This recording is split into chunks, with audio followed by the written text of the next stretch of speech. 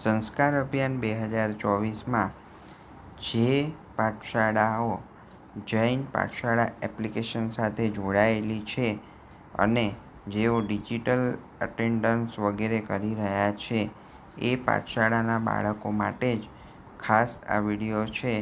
એમને આ એક સ્ટેપ કરવાનું છે કે જેના દ્વારા આપની પાઠશાળાનો યુઆઈડી અને સંસ્કાર અભિયાનનો યુનિક આઈડી આપનો લિંક કરવાનો છે, જેથી આપની પાઠશાળાની અટેન્ડન્સ ડાયરેક્ટ સંસ્કાર અભિયાનમાં આવી શકે. એના માટે તમારે લોગિન પેજ ઉપર જઈ અને તમારો યુનિક આઈડી આપવાનો, પાસવર્ડમાં તમારો મોબાઈલ નંબર આપી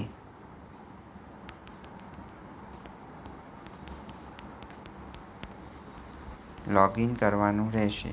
લોગિન કર્યા બાદ આ જે 3 લાઇનવાળું મેન્યુનું બટન છે તે દબાવી ચેન્જ ડિટેલ્સમાં જઈ અને નીચે તમારી પાઠશાળાનું નામ આવે એ પાઠશાળાના નામની નીચે પાઠશાળા યુઆઈડી કરીને એક બોક્સ આવે છે.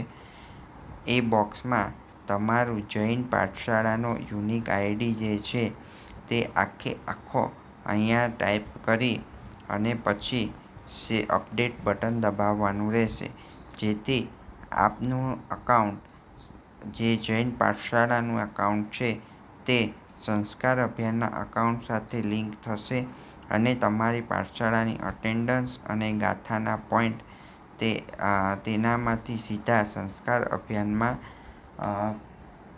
ક્રેડિટ થશે.